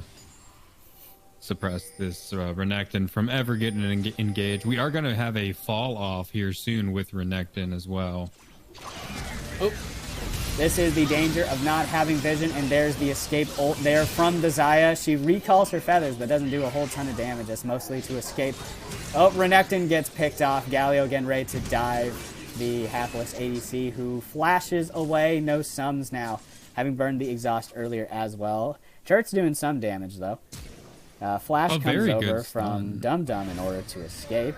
And here we have some BM plays from Red Side team as they burn precious cooldowns to just hop over a wall where they could have simply scurried across the mid lane turret and every member tank maybe a turret shot or two. And an easy guarantee on this dragon. The dragon is going to give them a not a significant buff, but definitely a percentile buff on their damage. We're also going to see our AD carry Xayah going down as well. Yep. Trying to secure it. Xayah stepped over the wall, and while I don't believe that Red Side had vision unless she stepped too close to this effigy, Darius's pull can reel enemies over walls. And in a similar example, Pike Hook is able to pull people over walls, but only if the Pike stands right up against a wall, his target is right up against a wall, and the wall is thin enough. So, a big wall like this, the Pike Hook might not pull them over, but over thinner walls, like this one right here, Pike will definitely be able to reel an enemy champion over like a fish. Now, I will say that this combo going on the Aphelios for his chakrams is definitely going to be a easy duel versus the blue side. If we can see a little bit of the damage come out, we are seeing some plays going on in the mid lane. Darius getting some good damage, got the hemorrhage off on the Karma. We've got a lot of hemorrhage on. He gets taken down though. Aphelios Moonlight Vigil does get a kill, and triple kill instantly goes over to the Aphelios. 18-0-4. Pretty strong for completed items, 200 CS. Regon Sus gets a kill on the Kindred Rainbow incidentally as well with the final spark, and this might be the siege to end the game, assuming there are no more BM plays. Karma throws out a Q. Oops. My League Spectator client just bugged out on me, and so the video will look a little choppy. Whenever this happens, it's because the League client by itself, not the Spectator client, bugs, and then it tends to reload Spectator client in response. Oop. We're seeing some BM plays here. Sejuani claims the kill onto the Lux. That's one shutdown, but that's a double kill onto the Aphelios. Can Can they reach this man? He's extremely low. Shut down. 1,000 gold. Goes over to the Renekton. He claims Nasus will not stop me. Well, he's certainly not stopping him from getting any kills here. Double kill for the Renekton. And that is a sliver of hope left. A rage against the dying of the light. Secured here on behalf of Chimpkin. They still stand in this game as long as the Nexus is alive. It is still alive, and the game continues on. Kill Me might in another kill here. He gets stunned. He loses half his health. Sejuani does % health damage if she gets CC on you first. The ult Noxian Guillotine does not kill anyone. Darius might get a kill here with the hemorrhage. He does not. Bristle does not care about bleed. He simply licks his wounds. And there you have it. First death for the 20 kill Aphelios. And with him only having one death, he still does have a stack on him for bounty. It is 700 gold, and that's more than enough to be able to help out with our lack of currency coming to our AD right now. Yep. We've got some gradual scaling from Sejuani, Nasus, Xayah to look forward to. And while they may not be invincible, they are getting more and more into the game. After a certain point, even if you are 0-10 in KDA, you still have the potential to come back into the game as long as you get your items. Every champ is dangerous once they have their items. This is why champions like Yas and Yone are considered 0-10 champs. As long as they get fed, as long as they get their items, they can carry. Oh, Galio gets some big CC. That is more big CC.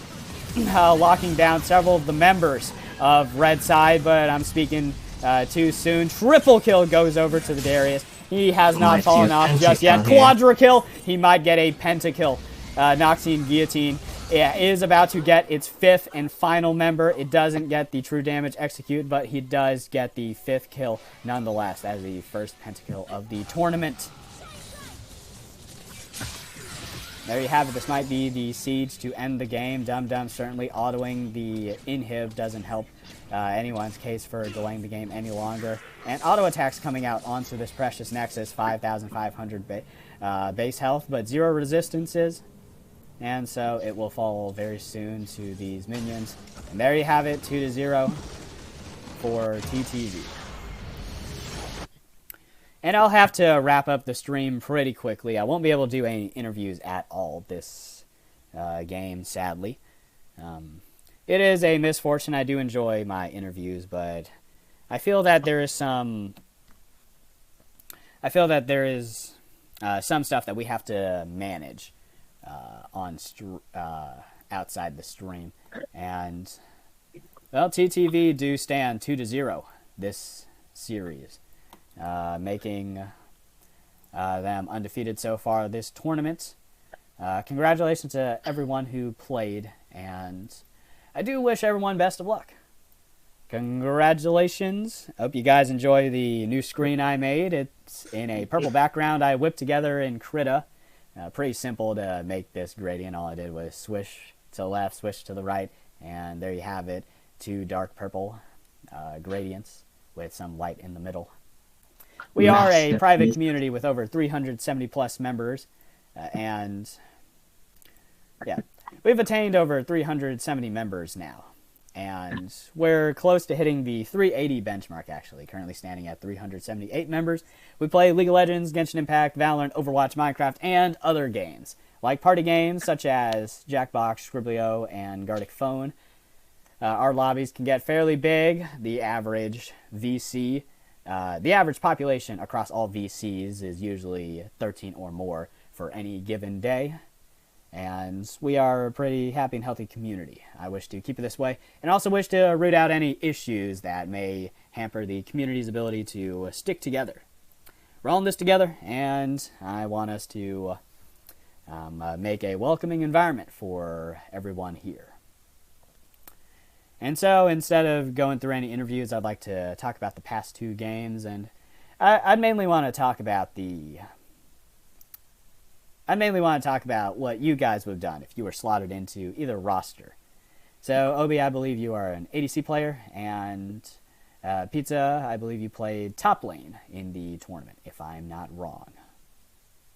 Now, if it were up to me, maybe picking up some mid lane here. If I were on that TTV as a classic Yasuo player, I would have just, sat under that turret, maybe typed a couple slurs in chat, would have fit right in. That's okay. Man. Well, our job here is to some break birds stereotypes, not coming out necessarily here. adhere to them. So, Ooh. pretty whack. I mean, as far as AD, definitely would be okay with being on the Chimkin team. And if I were to be rotated in, most likely I'd stick to my regulars. Definitely playing a little bit of Zeri and maybe a little bit of Caitlyn. Honestly, the Caitlyn pick was not a bad pick. I think it was a safe pick. And overall would have been very helpful, if not for the suppressive lane of a Misfortune Nautilus. Yep. Misfortune Nautilus is a pretty tough lane. It's a lot of CC, and the formula goes Misfortune E, the rain of bullets, is instant, slow, and then Nautilus can walk over, throw his giant anchor, and we've all seen the memes. It's impossible to miss the Nautilus hook, and there you have it. Chain CC. Nautilus can also hold champions down for a fairly long time so that Misfortune can throw out her ult. All those volleys of bullets are pretty strong, and especially, well, that volley of bullets, it scales with a whole lot of stats, and regardless of what Misfortune builds, unless she's building full tank, she'll still do a lot of damage for that ult. Alrighty. Now, as with you two being co-hosts, I'd like to ask some hypothetical questions. I guess my form of interview will be to interview the two of you guys and help build cohesion, because I'd like to have a co-host system in the future. I am usually the only person talking in these streams, and for the first stage of this tournament, the quarterfinals round, I was the only person speaking for most of the airtime, which, it's not necessarily bad. It is my stream after all, and I don't want other people to have to carry on the task I've set for myself. But I do want us to get some practice in as co-hosts, and I think today we did fairly well for what we could do. It is our first time hosting as a group of three. Yeah, pretty enjoyable experience all in all. Yeah, I think that there was a lot of good communication going on. We were able to definitely get a lot more back and forth banter, which was exactly what, I feel like as the lulls go on in the games, it's one of the more important things to keep things spicy, keep the content going. Yep. Well, mechanically, from both teams, thought it was very well played on both sides. Despite maybe a big gap, I thought both teams played pretty well mechanically. And Lyndon, what were those questions that you had for us?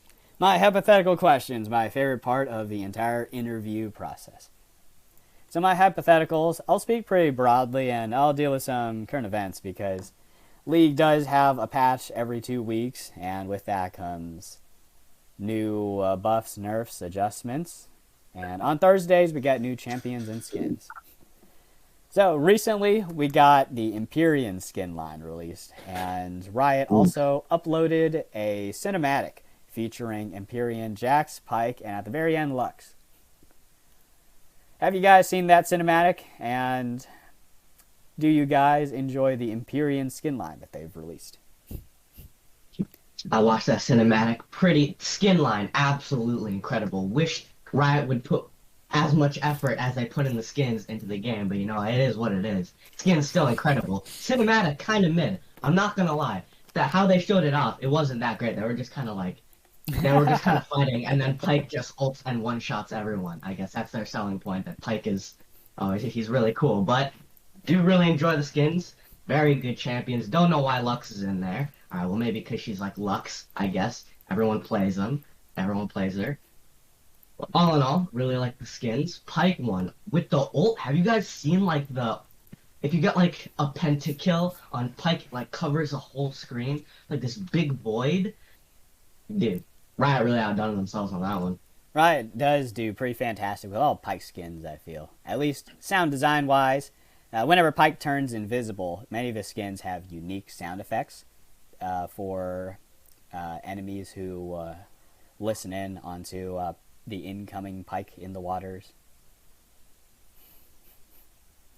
Another thing I'd like to point out about Pike's sound design is whenever he gets a multi-kill with his ult, the game does play a different tune depending on what skin you use. So when you have base skin Pike, you have this Jaws-like nautical-themed horror soundtrack that plays as Pike gets more and more kills. And when you get something like PsyOps or Project, you have some electronic music going on. And when you get the satisfying pentakill with Pike ult, you hear an entire melody play, regardless of what Pike skin you use. As far as the skins go, I would like to give a comparison as far as the visuals or the audios actually, or the sound effects. I actually would like to consider this to be comparable as far as the sound effects goes, inferior to the Dark Star series. I actually think that these are two ones that really do capture the essence of what the theme they're going for. I really enjoy when a skin sounds like it's supposed to, versus it just being the regular bonk bonk, shoot whatever. This is definitely a step in the right direction, and I hope that they move forward with more Empyrean skins at some point in the future. One Empyrean skin I really like to look at here is Jhin. Jhin actually is very... There's a lot of stuff that comes in making a good Jhin skin. Usually a lot of Jhin players really like it with that very powerful fourth shot, as it's the main part of the Jhin kit to do that much damage. And in the Empyrean skin line, I think they really did it right, as all the sound effects are very powerful, and same with the Jhin fourth shot. That was a very good job on that.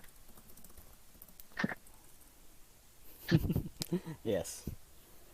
Jin's got some snazzy design, and he is commonly and consistently ranked one of the best design champs that Riot has ever made, which I believe comes from the smooth mixing of his aesthetic, his background, and his gameplay. I have my thoughts on how well Jhin is designed. I think that he's pretty well designed, but some things like his grenade, I feel that Jin's grenade was just to give him the way to wave clear, because a champ with only 4 bullets is going to be pretty awful at wave clearing unless you give them something like a Tristana AoE bomb. And Jhin recently, for those who don't know, got an update for the item, the Collector. If Jhin gets an execute by proccing the Collector, then the execute will read 4444, and if it crits, then it will be 8888. So, nice little Easter egg from Riot there. Those are always fun to have, little snippets that the mains of the characters are definitely joining in on, and then you get to see the little updates and whatnot that they like to do, the little Easter eggs. It's one of the things that I really do enjoy about Riot. Yep. Riot still adds Easter eggs every now and then, and in the past, these Easter eggs were more numerous and could potentially have some game-changing effects. In the past, if you were to field multiple ninjas on the same roster, I believe, then there was an interaction with the ninja champs of League. Zed, Shen, Akali, and Kennen. I don't quite remember what that is. Some players who have played since then may be able to update me on it. Go ahead. But- I've been playing since for about 13, 14 years now. So what was your question?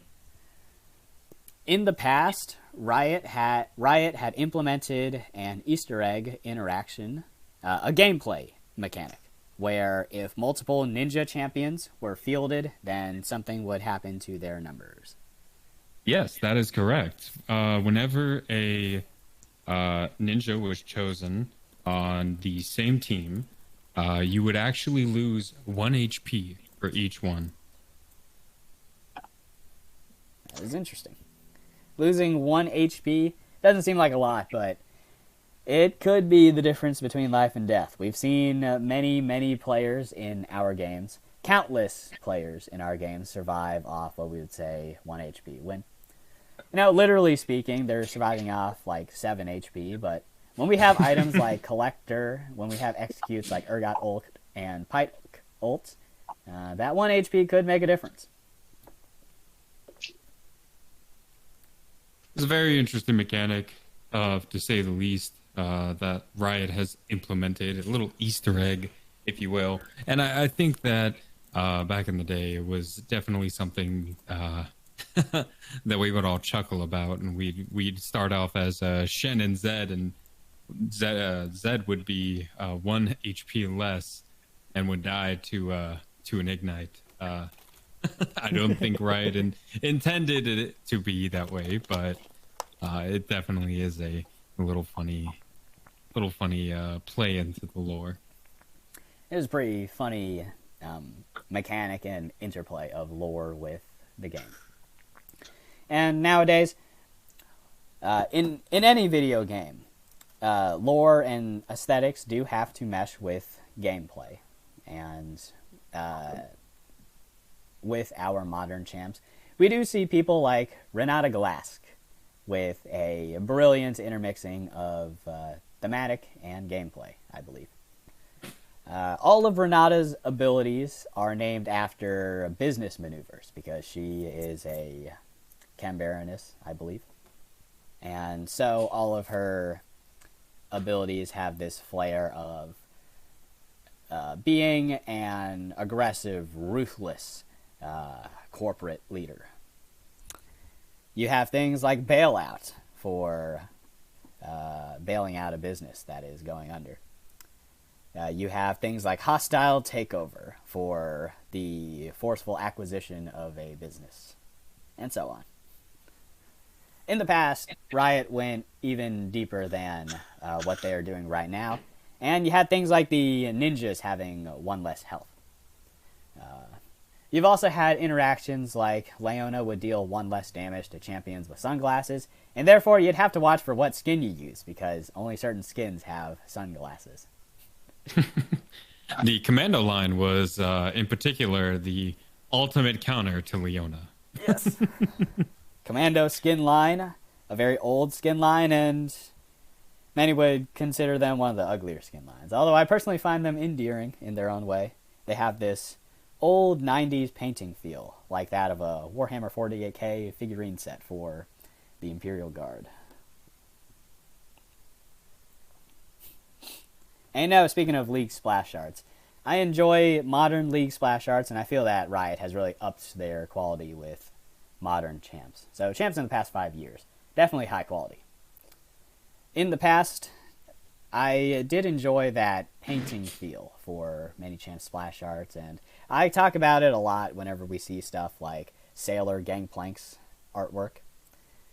He looks like a very friendly sailor, whose portrait you would see in the on the walls of a little seaside restaurant. Very homely. And it does make me feel a little sad that Riot probably won't make splash arts like that ever again, but we do have what we have. My main grievance with that skin is that they gave him like hair, sailor skin. They gave him like really long hair, blonde hair, and you go in the game, he's bald as hell. All right, I don't want to play that champion after seeing that. Okay, I'm not nasty on the GP no more. Okay, GP is nasty in general. All right, We're spitballing. Worst league champion. What do you guys think? I personally don't really have strong negative thoughts on any league champ. Some champs are difficult to deal with in game, but I don't really feel frustrated when playing against them. Everyone takes some skill, and it's a miracle that Riot has balanced the game around close to 50% win rate for the vast majority of champs. You do have infamous cases like Azir, Ryze, Yumi, Akali, who have almost 40% win rates across all elos, but overall the champs are pretty well balanced, and I feel that playing well on your own is better than showing up with the new OP champ.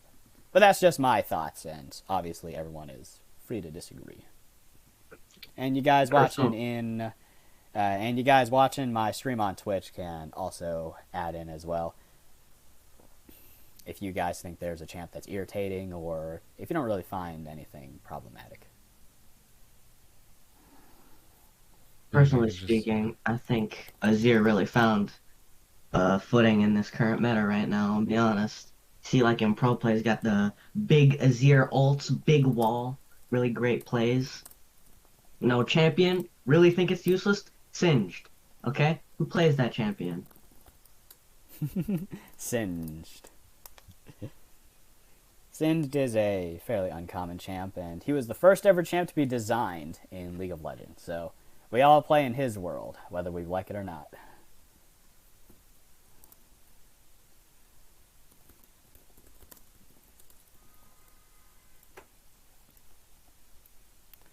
Well, as I get updated on some things. So one of the reasons we are running with this stream format and why I'm not interviewing any of the players is because the World's Finals for LoL Esports will start at 8 p.m. To be specific, the opening ceremony will start then. I don't remember the details on who's performing or what songs will be featured. In the past, they have performed at least 2 songs for the World's Finals opening ceremony. And then afterwards, the players will walk on stage and take to their monitors as they play the Grand Finals, the apex of the entire league competitive scene.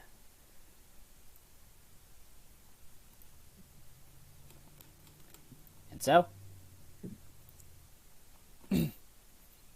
that is why the stream is getting cut a little short here, and we're taking fewer detours. So not so much of the scenic route. We're a little busy focusing on... we're a little busy focusing on the esports that we'll be watching. I won't be co-streaming. I will just be watching it with the fellas in VC. Another question for you guys here. Alright, fellas. What do you guys think? She's a 10, but she has 6 cats. What's the situation? What are we thinking? Well, I can't really make a comment on that, and I don't know if it's the type of content that I would necessarily want to stream and later upload as a permanent VOD. I am uploading the VODs for all the league tourney matches onto the Vibing Kingdom YouTube channel. I don't have the link pulled up here, but if you were to look up Vibing Kingdom onto YouTube, then I believe it should be the first thing that comes up.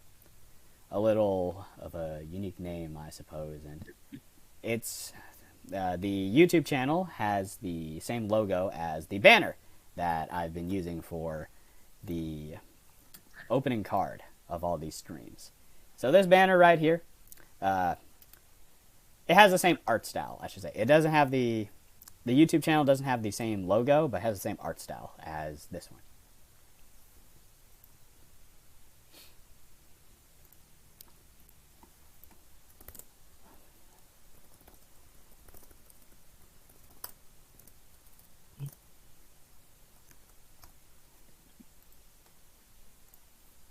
Alrighty. if you guys don't have anything more to add, then I would like to close out the stream and give us some time to transition over to LOL Esports. Sounds like a plan to me, sir. Alrighty. I hope you guys enjoyed co-hosting with me, and it was fun to keep you guys company, since oftentimes the stream is just arch innocent by himself, casting everything and tripping over his words. Yes.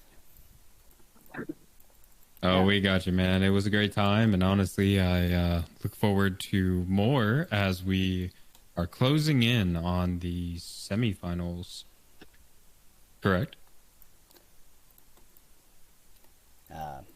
In the Vibing Kingdom League tourney, we are closing in on the end of semifinals. The next semifinals match, just to update everyone, will be on November 11th, which is a Friday. November 11th, 8 p.m. Eastern Time Zone. Don't mistake the time zone. That match will be between New Team Who Dis and Straw Hats, two worthy contenders to advance to the grand finals of our Vibing Kingdom tournament. I am pretty excited to see this tournament come to its conclusion. I did extend the tournament duration at one point because it was impossible to find a good date for everyone to meet. What I can say is the end of the tournament will be no later than November 13th. So, Sunday, November 13th is the last day I will host this tournament. The tournament has to end by that day. This is because the tourney has gone on for long enough. We've been hosting games since October 23rd, and so to go from October 23rd to November 13th is 3 whole weeks of Summoner's Rift matches that we'll go through. So with all this being said, I hope you guys enjoy tuning in to the Worlds 2022 finals. DRX and T1 will square off in a best-of-5 series. They have made it to the end of the road. These two highly skilled Korean teams have made it to the very top, and only one of them will walk away with the giant Summoners Cup in their team's hands. I believe the giant trophy that they lift up at the very end is a solid metal trophy, and therefore it is over 70 pounds. So it definitely takes all 5 players to lift it up. Considering that we, as gamers, do not actually work out. 70 pounds isn't too much, but 70 pounds to lift a bulky object is pretty... a big ask. It is a pretty large object, and if you guys have seen pictures of the trophy, it is not a tiny little cup. So, I'd like to wrap up the stream here, and thanks to everyone who showed up. Congratulations to all the players who participated. I want to make a good environment for everyone, and I'm doing my best with what I can to enforce a healthy environment where everyone can shine. I don't want anyone to feel left out. I don't want anyone to feel bullied. I want to listen and be reasonable.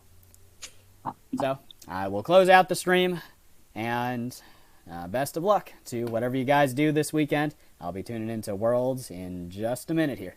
So, see you guys. Have a good one, stream. Yeah.